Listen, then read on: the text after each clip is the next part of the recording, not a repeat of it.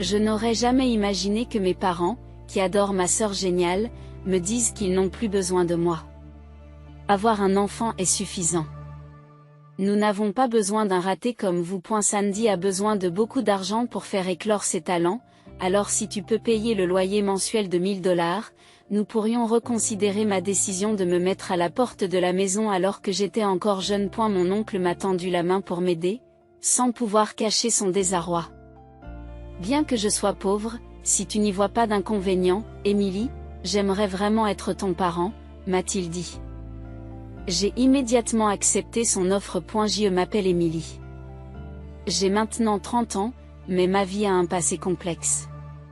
Avant de parler de mon environnement familial, je vous invite à écouter mon histoire. Je suis née d'un père salarié typique et d'une mère au foyer. Nous vivions avec mes grands-parents dans la maison familiale de mon père, où vivait également mon oncle célibataire. J'ai commencé à vivre avec mon oncle à l'âge de 4 ans, il avait 24 ans à l'époque. Vivre à la maison à cet âge n'est pas si inhabituel. Cependant, mon oncle avait des circonstances particulières qui l'empêchaient de quitter la maison. Elle était fragile depuis l'enfance et a continué à avoir des problèmes de santé à l'âge adulte, ce qui l'a empêché d'avoir un emploi stable, si bien qu'il a fini par vivre une vie de travail à temps partiel irrégulier. Travailler seulement quelques heures quelques jours par semaine ne lui permettait pas de gagner suffisamment d'argent pour vivre seul. Se sentant peut-être inférieur parce qu'il dépendait de ses parents, mon oncle avait toujours l'air coupable. J'ai souvent vu mon père crier à mon oncle. Tu es vraiment un fardeau. Ces incidents ne se produisaient que lorsque mes grands-parents n'étaient pas là. Mes grands-parents aimaient leur fils en bonne santé et leur fils fragile sans discrimination. Avec la baisse des revenus due à la récession et l'obligation de vivre ensemble, mon père semblait vouloir se comporter modestement devant ses parents. Cependant, dans les endroits où ils étaient absents, mon père était toujours dur, méprisant et moqueur à l'égard de mon oncle. Voyant cela, mon oncle se contentait de prendre un air triste, sans jamais se fâcher ni répliquer. Pourquoi ne te mets-tu pas en colère ? Lui ai-je demandé innocemment quand j'étais enfant. D'un air perplexe, mon oncle m'a répondu que c'était parce que je recevais vraiment un soutien de mes parents. Enfant, j'acceptais ce raisonnement, mais adulte, je pense que mon père reçoit le même soutien et qu'il n'a donc pas le droit de critiquer.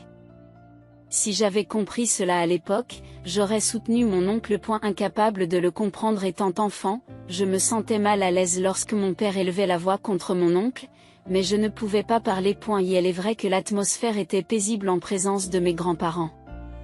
Sous leur surveillance, mon oncle souriait gentiment et mon père cachait ses émotions et se comportait en conséquence. Ma mère était trop occupée à s'occuper de ma jeune sœur et de moi pour prêter attention à la relation entre mon père et mon oncle. Enfant, je croyais que ces jours dureraient toujours. Cependant, notre vie quotidienne a changé de manière inattendue.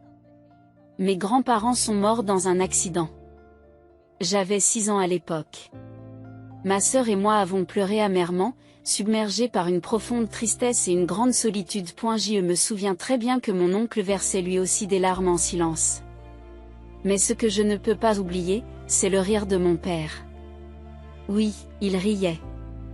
Malgré la mort de ses propres parents, il n'a jamais pleuré. Ni lorsque nous nous sommes précipités à l'hôpital, ni en préparant les funérailles. Ce n'est pas seulement qu'il était calme, il était clair pour moi, même lorsque j'étais enfant, que mon père n'était pas en deuil. Et cette conviction n'a fait que se renforcer. Le jour de l'enterrement, mon père riait en cachette, pensant que personne ne le regardait. À un moment donné, j'ai vu son visage et j'ai clairement saisi son expression. Ce n'était pas un rire né de la tristesse ou de la confusion, mais un sourire de joie authentique. Le genre de bonheur que j'ai reconnu en tant que fille. Mon père se réjouissait intérieurement de la mort de mes grands-parents. Et elle envisageait probablement divers avantages financiers. Ce sourire était très désagréable et terrifiant pour l'enfant que j'étais, il m'a fait pleurer. Peut-être l'a-t-on interprété comme des larmes pour la mort de mes grands-parents. À ce moment-là, mon oncle a posé sa main sur mon épaule et l'a caressé d'un geste tendre.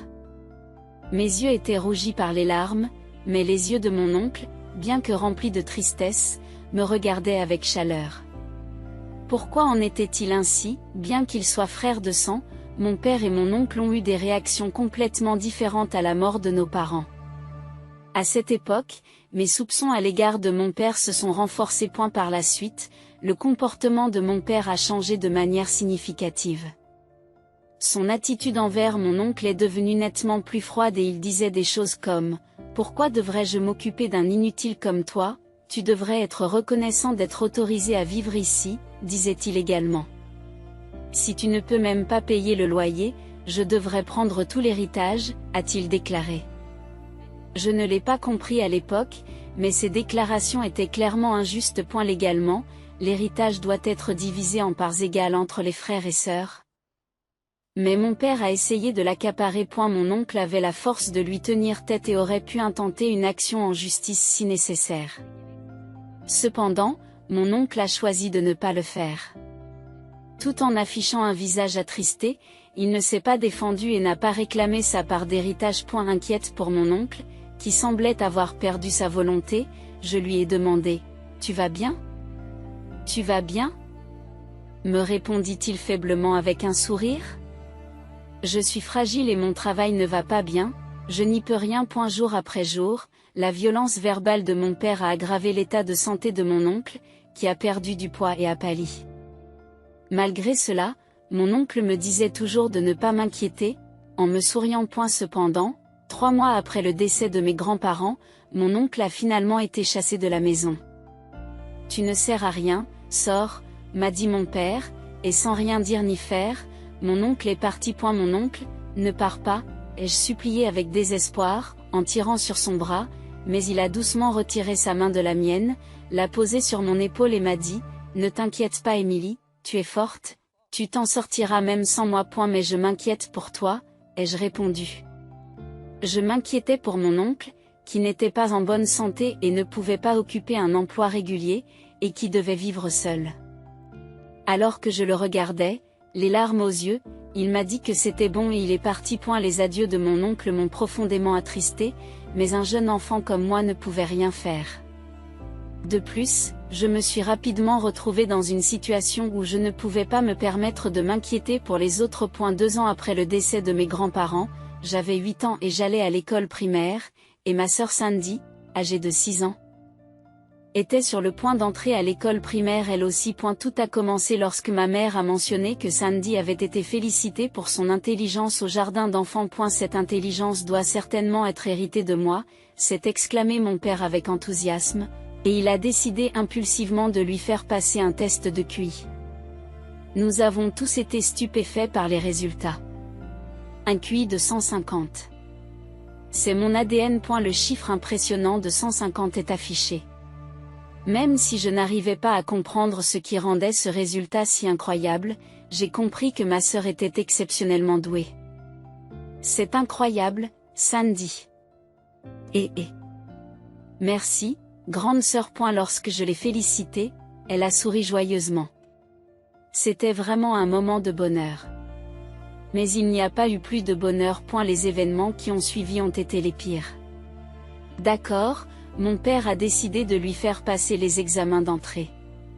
C'est cité au T. Ma mère a été surprise, mais elle a été poussée par la confiance infondée de mon père, qui pensait que si elle était douée, tout irait bien, et elle s'est enthousiasmée à son tour. À partir de ce moment-là, ma sœur a commencé à suivre des cours de soutien scolaire tous les jours. Comme ma mère l'accompagnait, les tâches ménagères étaient souvent négligées. Par conséquent, la responsabilité m'a été transférée. Puisque ta mère et Sandy sont occupées, tu t'occuperas de la maison, m'a-t-on ordonné. C'est ainsi que la lessive et le nettoyage ont fait partie de ma routine quotidienne. Après l'école, je n'avais pas le temps de jouer, je devais rentrer directement à la maison et terminer les tâches ménagères sous peine de me faire gronder par mes parents. Certains jours, je sautais des repas parce que je n'avais pas fait les tâches ménagères. Tu es un raté, nous n'avons pas de temps à te consacrer, me grondait-on. Pourquoi n'obtiens-tu pas des notes parfaites? C'était une réprimande habituelle de mon père pour mes notes dans les années 90. Vraiment? Tu ne peux pas ressembler un peu plus à ta sœur, disait ma mère. Même si j'obtenais de bons résultats aux examens ou si j'arrivais en tête à la journée sportive, mes parents ne me félicitaient pas et ne faisaient pas attention à moi. On m'ignorait continuellement. Soit comme ta sœur Sandy était comme une répétition mécanique. De plus, il ajoutait des mots condescendants tels que c'est impossible pour toi, mais Sandy est un génie.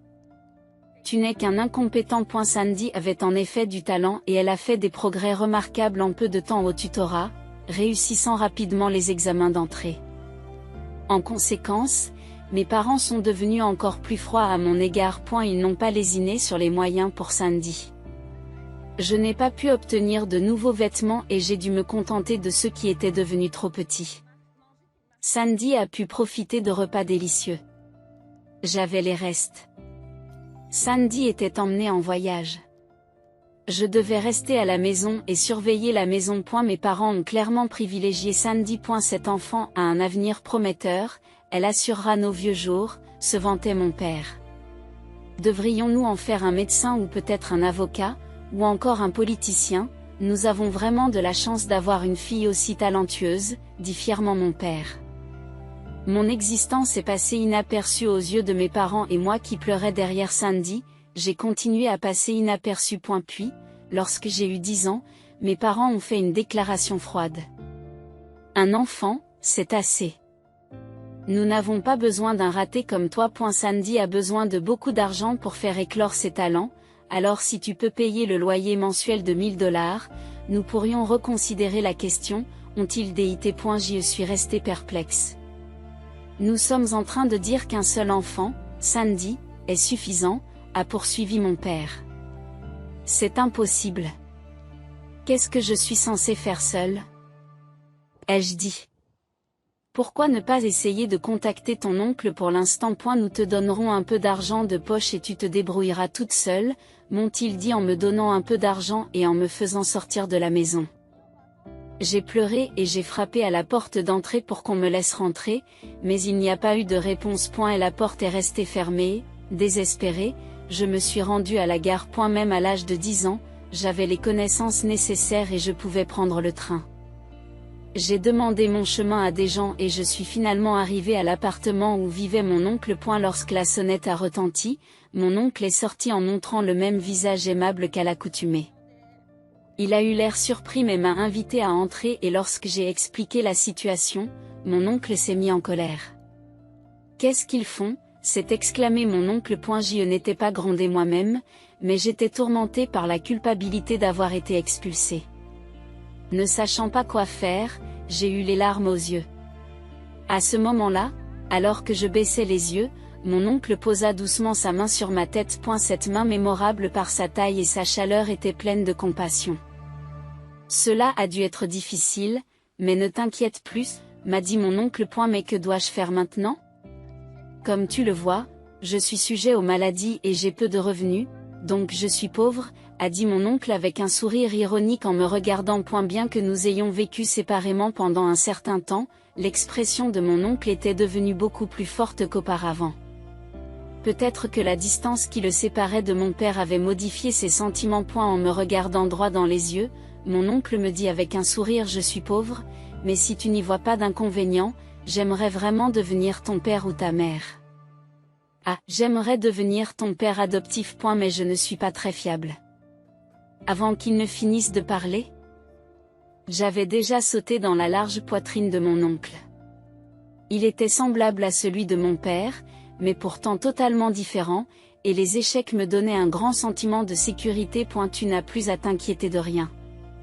En entendant cela, j'ai pleuré de soulagement et mon oncle m'a doucement caressé le dos pour me réconforter.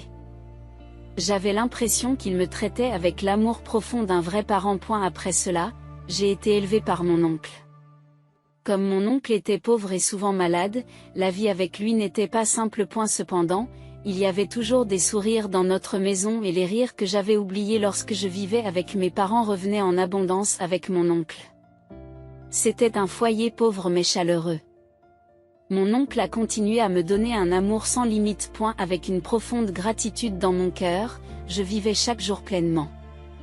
Chaque fois que je faisais un effort, mon oncle me félicitait. Même si les résultats n'étaient pas excellents, il appréciait l'effort lui-même. Encouragé par cela, je travaillais encore plus dur. Peu à peu, j'ai commencé à oublier mes parents qui ne m'avaient jamais félicité. J'ai grandi en bonne santé sous la tutelle de mon oncle et, avant même de m'en rendre compte, 20 ans se sont écoulés. Aujourd'hui, j'ai déjà 30 ans. Et maintenant, j'ai devant moi un visage familier. Papa, maman.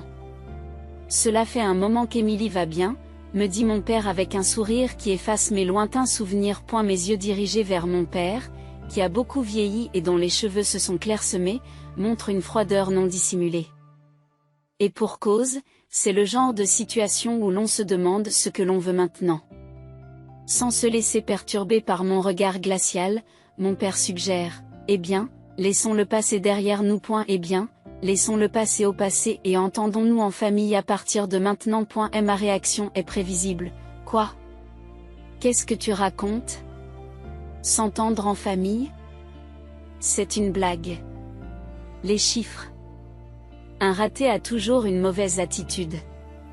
Il n'y a rien à faire. Il est peut-être temps de vous rééduquer. Ça suffit. Rentrez chez vous, s'il vous plaît. J'ai fermement empêché mon père d'entrer dans l'appartement. C'est à ce moment-là que ma mère s'est mise à alimenter le conflit. Émilie, ne t'obstine pas et accepte notre aide. Tu ne peux certainement pas être heureuse de vivre dans un appartement aussi délabré, a déclaré ma mère. Tu n'as rien à voir avec ça. Partez, s'il vous plaît. Inutile d'être aussi hautaine. Allez, laissez-nous entrer. Non, rentrez chez vous. Laissez-nous entrer. Rentrez chez vous. Même s'ils ont vieilli, ils ont poussé avec plus de force que je ne l'aurais cru. C'est peut-être parce qu'ils étaient deux, ce qui m'a empêché de les repousser. Nous n'arrêtions pas de nous bousculer comme des enfants qui jouent à pousser et à bousculer. Mais j'ai réussi à rester calme jusqu'au moment où mon père a essayé de franchir le seuil. C'est à ce moment-là que je les ai repoussés avec force. Qui? Sous l'effet de la force, mes deux parents ont dégringolé sur le sol, atterrissant sur le dos. J'ai fini par me tenir au-dessus d'eux, en les regardant de haut. Hug, tu es vraiment ennuyeux. Qu'est-ce que tu viens de dire? Je suis occupée, alors tu peux partir? C'est quoi cette façon de parler? Comment peux-tu nous considérer comme tes parents? Je ne vous considère plus comme mes parents depuis le moment où vous m'avez jeté. Mais nous avons pris soin de toi jusqu'à tes 10 ans. Jusqu'à 10 ans, hein? S'il y a une période où je peux dire que je m'occupais vraiment de toi, c'est seulement quand mes grands-parents étaient là. Pourtant, tu as survécu, n'est-ce pas? Ça ne te donne pas le droit de te la jouer hautain et puissant. Alors qu'il luttait pour se lever en se tenant le dos, mes parents paraissaient beaucoup plus petits. Même s'ils ont une cinquantaine d'années. Ils ont déjà l'air d'en avoir 60 ou 70. C'est vous qui l'avez dit vous-même, n'est-ce pas, cette Sandy, c'était assez. Avec votre fille géniale, vous n'avez aucune raison de venir me voir maintenant. Eh bien, ce n'est plus si simple. À mes mots, mon père grimace et répond d'un ton irrité. Il est arrivé quelque chose à Sandy? Quoi? Elle s'est retrouvée dans le besoin ou quelque chose comme ça? Elle est devenue avocate. Alors, il n'y a pas de problème, n'est-ce pas? C'est incroyable, c'est exactement ce qu'on attend de quelqu'un qui a un QI de 150 points. Tout à fait, du moins c'est ce que nous pensions, jusqu'à ce qu'elle disparaisse soudainement. C'est assez surprenant. En écoutant plus attentivement, j'ai appris que Sandy avait obtenu son diplôme de droit, suivi des études supérieures, passé l'examen du barreau, bien qu'elle ne l'ait pas réussi du premier coup, elle a fini par l'obtenir et est devenue avocate à part entière après sa formation. Alors pourquoi aurait-elle disparu après tout cela? Elle a laissé un mot disant « Je ne m'occuperai pas de toi non plus », puis elle s'est volatilisée. C'est une situation difficile. En résumé, elle vous a abandonné. Félicitations. Il n'y a rien à fêter. Cette enfant ingrate, après tout ce que nous avons fait pour l'élever, voilà comment elle nous remercie. Je suppose que c'est ce qui arrive quand l'amour véritable fait défaut. Si mes parents ont comblé ma sœur d'attention excessive, ils n'ont sans doute rien ressenti d'autre qu'un contrôle étouffant pour elle. Les parents qui modifient leur comportement en fonction d'un score de QI. Les parents qui accablent leurs enfants d'attentes irréalistes. Des parents qui déguisent leurs désirs égoïstes en affection. Il n'est pas étonnant que ma sœur en ait eu assez de cet environnement. En fait, l'entreprise a fait faillite. Compte tenu de l'époque, ce n'est pas surprenant. Nous avons à peine reçu une indemnité de licenciement et les allocations de chômage sont sur le point de s'épuiser. C'est une bonne nouvelle. Ce n'est pas génial du tout. Et elle est déjà difficile de trouver un nouvel emploi à notre âge. Ça a l'air dur. Leur frustration évidente m'a fait sourire avec désintérêt. C'est pourquoi nous voulons que vous preniez soin de nous. Cette demande soudaine m'a fait perdre mon sourire. Non. Qu'est-ce que tu as dit? Comment peux-tu abandonner tes parents comme ça? Le seul vrai parent que j'ai, c'est mon oncle, qui s'occupe de moi depuis que j'ai 10 ans. Ma réponse a laissé mon père sans voix. Tu savais que je vivais avec mon oncle quand tu es arrivé dans cet appartement, n'est-ce pas? Alors pourquoi vous étonnez-vous maintenant? Le considères-tu vraiment comme ton père? Mon oncle, qui m'a donné un amour sincère, est mon vrai père. Mes paroles, qui impliquaient que les parents qui ne montrent pas d'amour ne sont pas des parents, ont laissé mes parents avec des expressions stupéfaites. Même s'il était malade et faible, mon oncle travaillait dur pour me soutenir. Je voulais lui rendre l'appareil, alors j'ai travaillé dur moi aussi. Attends, ça veut dire que tu as un vrai travail, en quelque sorte. Alors que je haussais les épaules, mon père m'a soudain attrapé fermement par l'épaule. Lâche-moi. Alors, tu es en colère et un peu gêné aussi, n'est-ce pas? Écoute ce que je te dis, s'il te plaît. Pas besoin d'écouter. Je comprends tout. Tu te sentais seul, n'est-ce pas? Tu boudes parce que seule ta sœur a eu toute l'attention, n'est-ce pas? Mais au fond, tu es content de voir tes parents, n'est-ce pas? Arrêtez de créer votre propre histoire. Et ne t'inquiète pas, à partir de maintenant, nous serons de vrais parents et nous resterons à tes côtés. Je n'avais aucune idée de ce dont il parlait. Se pourrait-il que mon père montre déjà des signes de démence, pendant un moment?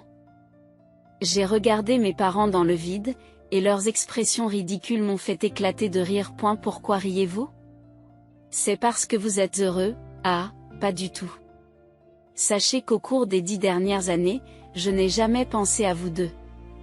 Grâce à mon oncle, j'ai eu une vie bien remplie. Alors que mes parents me regardaient, choqués par mon rire soudain, j'ai continué à parler. En fait, j'ai reçu une bourse pour obtenir mon diplôme universitaire. Ah bon? Alors tu as dû entrer dans une bonne entreprise. Oui, c'est vrai. J'ai trouvé un emploi dans une grande entreprise bien connue. C'est une bonne nouvelle.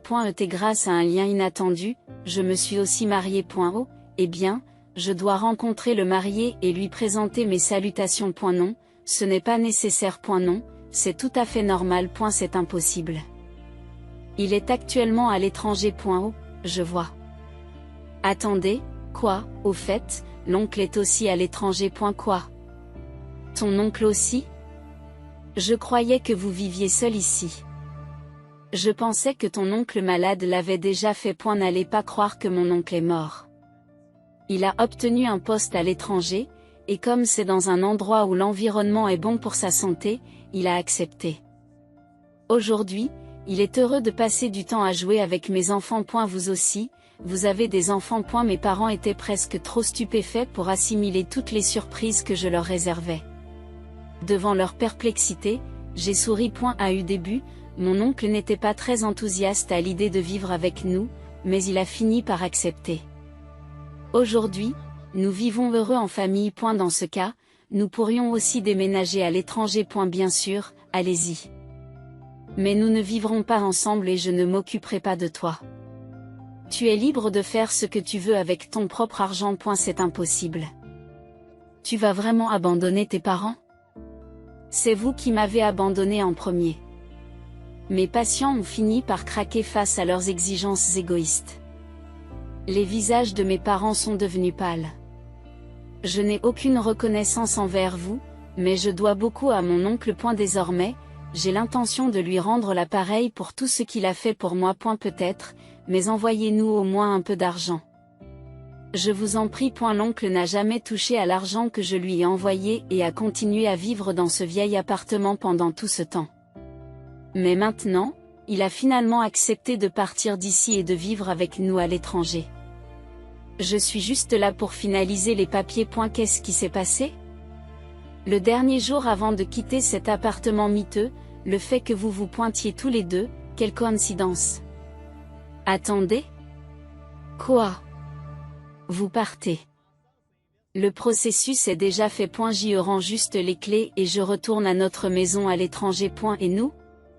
Tu vas nous abandonner, ta mère et moi, demande mon père, choqué, et j'acquiesce clairement. Merci de m'avoir abandonné. J'ai dit cela avec un sourire, les laissant sans voix. Je vous remercie vraiment. Grâce à vous, je suis heureuse maintenant. Sur ces mots, je suis passée devant eux. Qu'est-ce que ça fait d'être abandonnée par la fille qu'on a jetée? J'ai demandé une dernière fois, mais il n'y a pas eu de réponse.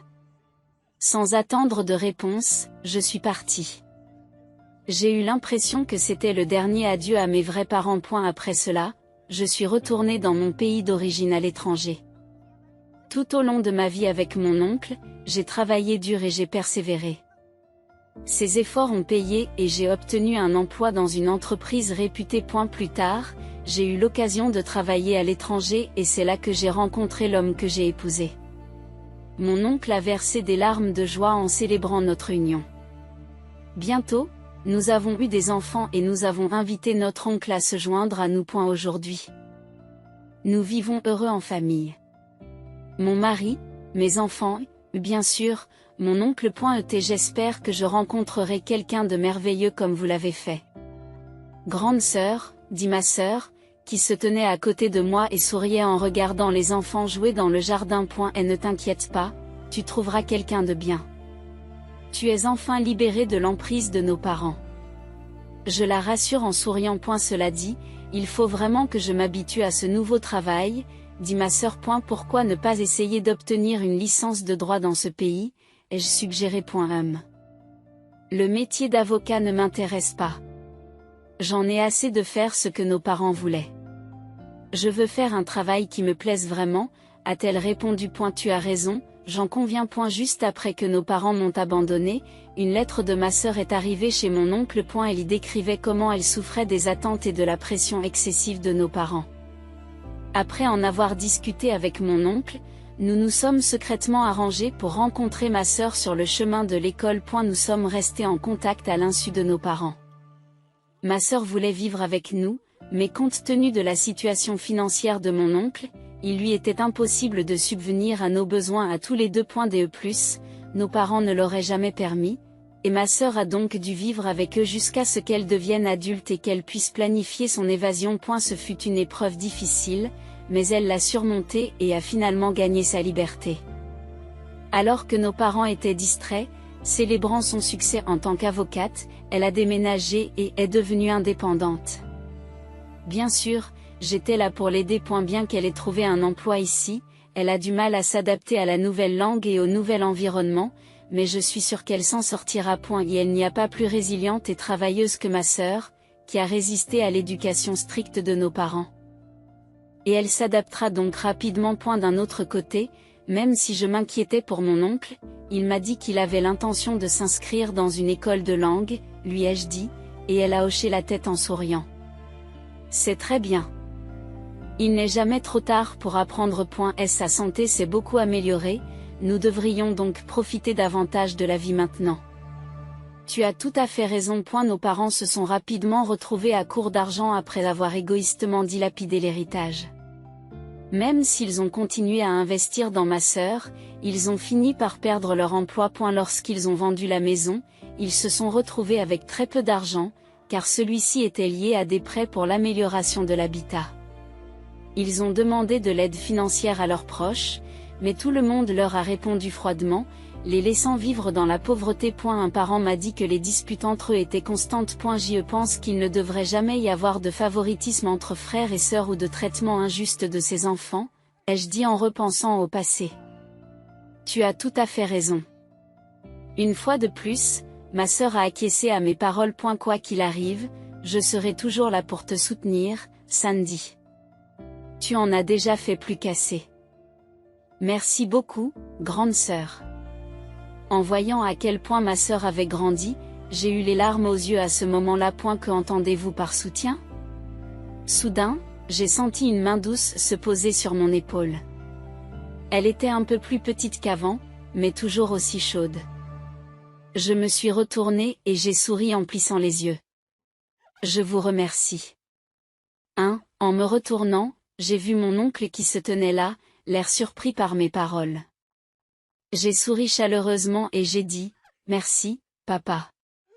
Je t'aime.